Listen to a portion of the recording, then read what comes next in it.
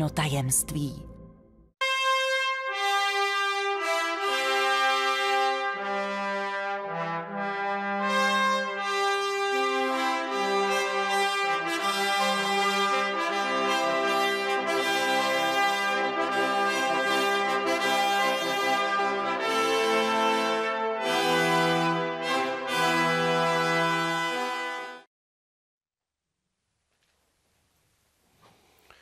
Vážení a milí spoluobčané, setkáváme se opět po roce, abychom společně přemýšleli o událostech, které se v tomto roce uskutečnily. Stejně jako v lidském životě, i v životě naší republiky jsou to události radostné i méně radostné, ale jsem velmi rád, že těch radostnějších je podstatně víc. Začnu tou první. S výjimkou Malty je Česká republika na prvním místě v Evropské unii z hlediska růstu své ekonomiky. Je to veliký úspěch a chtěl bych za něj poděkovat našim zaměstnancům, našim zaměstnavatelům a chtěl bych také ocenit českou vládu za její hospodářskou politiku. Jak řekl ministr financí, vláda odšpuntovala ekonomiku. A já bych k tomu jenom dodal, že ji vymanila ze svěrací kazajky škrtících opatření minulých pravicových vlád.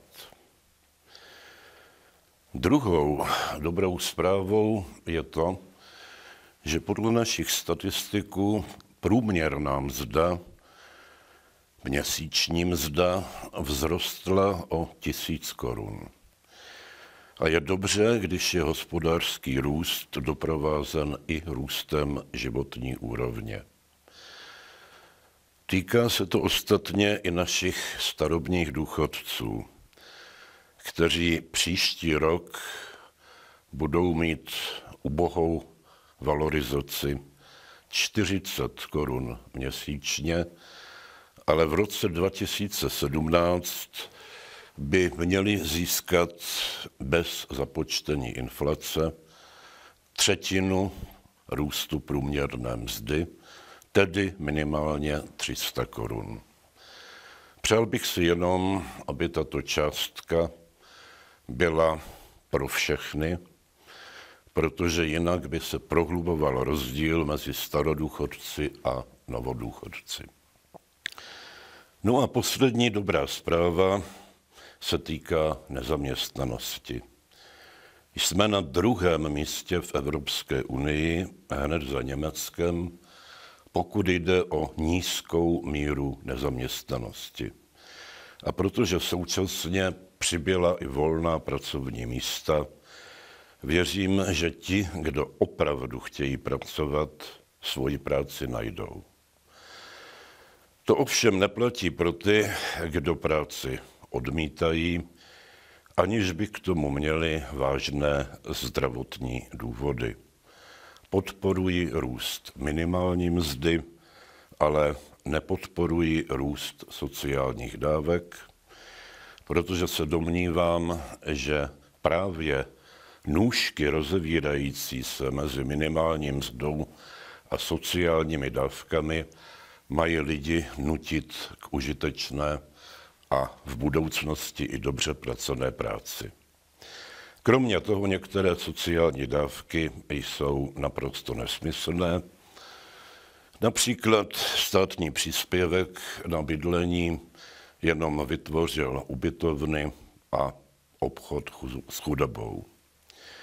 Celkově tedy můžeme říci, že skončila blbá nálada a že je důvod pro opatrný a kritický optimismus, pro pozitivní očekávání, které je důležitým psychologickým faktorem ekonomického růstu, a že je také důvod, abychom se na sebe občas usmáli, jako já teď na vás, tak, protože s úsměvem jde všechno líp. Jsem někdy kritizován za to, že ve svých vánočních poselstvích nemluvím o vizi České republiky. Já jsem sice na toto téma napsal několik knih a pronesl řadu projevů, mimo jiné i v Poslanecké sněmovně, ale velmi rád ve vší stručnosti svoji vizi České republiky ještě jednou představím. Je to vize založená na postupném přibližování našeho státu ke skandinávskému modelu sociálního státu, tedy modelu, který je založen na 2 pilířích. Na vysokých daních, což je velmi nepopulární, zejména na progresivním zdanění příjmu fyzických osob, kdy ti nejbohatší platí relativně nejvyšší daně. No a současně je založen na tom, že daňový výnos se nerozkrade, ale že je určen na investice do lidí, do veřejného sektoru, to znamená do zdravotnictví, do školství, ale také do vědy a výzkumu. Skandinávské země se umísťují na prvních příčkách žebříčku konkurenceschopnosti, což dokazuje nesprávnost pravicové neoliberální teorie, že čím nižší daně, tím vyšší ekonomický výkon. A kromě toho tyto země mají nejvyšší index kvality života, včetně pravděpodobnosti dožití, nízké míry kriminality a tak dále. Toto je tedy moje vize. Ale plně uznávám, že aby se jí podařilo dosáhnout, je zapotřebí nejdříve zacpat díry státního rozpočtu, jimiž unikají obrovské miliardy formou daňových podvodů.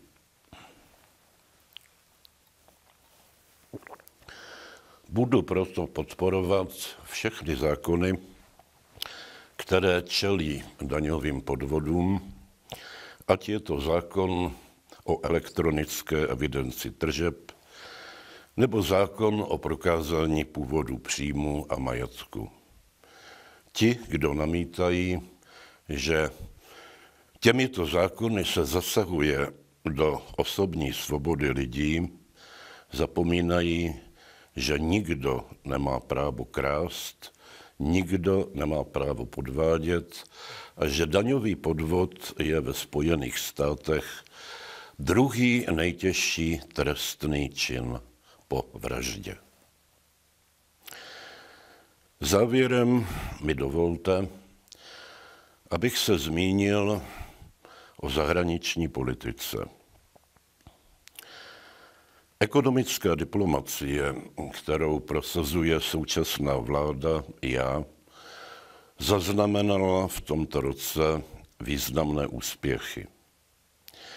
Jsem rád, že se zlepšily ekonomické vztahy s Čínou, která se stává největší ekonomikou světa, že k nám přicházejí i investice z Korejské republiky a z řady dalších zemí, že se podařilo zlepšit i vztahy se středoasijskými státy, od nichž dostáváme podstatnou část ropy a tak dále. A tak v zahraniční politice je jenom jediná temná skvrna. A tou je migrační vlna. Politici, kteří zavírají oči před tím, že se k nám tato migrační vlna ještě nepřelila a že se proto není čeho obávat, mi trochu připomínají jednoho bývalého pražského primátora. Tento primátor v době povodní stál na mostě a říkal, situace je nadmíru výtečná. A 2 hodiny poté voda zaryla pražské metro. Někdy si připadám jako Kassandra, která varuje před vtažením trojského koně do města, ale jsem hluboce přesvědčen o tom, že to, čemu čelíme, je organizovaná invaze a nikoli spontánní pohyb uprchlíků. Ti, kdo se zastávají imigrantů, mluví o soucitu a solidaritě. Soucit je možný u starých, nemocných a především u dětí. Ale velká většina nelegálních migrantů jsou mladí, zdraví muži bez rodin. A já se ptám, proč tito muži nevezmou do ruky zbraň a nebojují za svobodu své země proti islámskému státu. Jejich útěk objektivně posiluje islámský stát. A já si nedovedu představit, že v době, kdy z protektorátu prchali naši mladí muži, prchali proto, aby ve Velké Británii dostávali sociální dávky. Prchali proto, aby bojovali za svobodu své země. A totéž samozřejmě platí i pro ty, kdo odcházejí ze zemí, kde se nebojuje. Protože jejich odchod odsuzuje tyto země k další zaostalosti. Když se připravovala demonstrace zastánců migrace k 17. listopadu, tak jsem od jedné z našich zpravodajských služeb dostal informaci, že na transparentu této demonstrace má být nápis Tahle země není naše, refugees welcome. Potom někdo poradil těmto organizátorům, že ten nápis je mimořádně hloupý, a tak ho nahradili o něco méně hloupým nápisem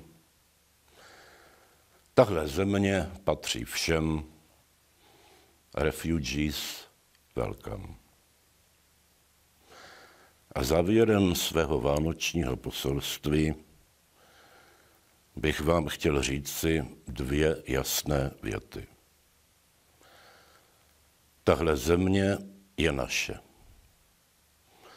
A tahle země není a ani nemůže být pro všechny. Milí přátelé, šťastný a veselý nový rok.